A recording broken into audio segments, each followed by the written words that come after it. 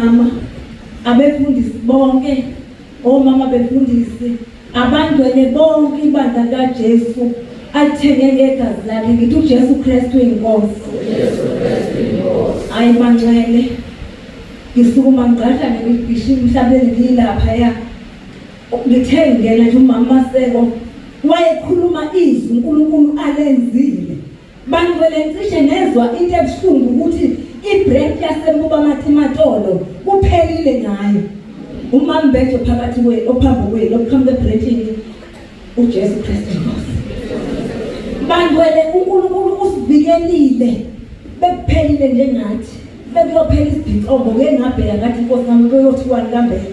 so ke bantu lesiyambonga uNkulunkulu kusukela ekseni sime ngo2 sithethe siseteksini masifika erenke kwathiwa cha asikwazi uhamba ngale tekisi le tekisi ayizufika siyakhona kufanele sithathe enye itekisi sathi ke bantu lesabuyela kulo wetekisi sayokhuluma amacala singawazi saphinde sabizwe leke sehla leseluwa ngo2 kwaze kwashaya u6 nje asiphumile thina ukuthi siyayisha sibheke ethi kusana alile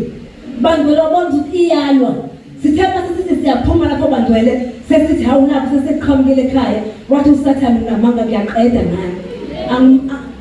angazi ukuthi kwenzekeni lokuthi udrive ibambe kanjani imoto angazi kuvele kwami imoto phambi kwethu silandela ku freeway kweza kwakhala amasondo kwakhala lawuthela uJesu Kristu inkosi uthe uJesu Kristu inkosi wayibona wayibuyisa yangena emgwaqweni nanokube sikhona ke ilelizwi umama sekakhulume ngalo othi ukuphila kwethu kufihliwe kuKristu ngikubone namhlanje hayi ngelinye ilanga Jesu Kristu inkosi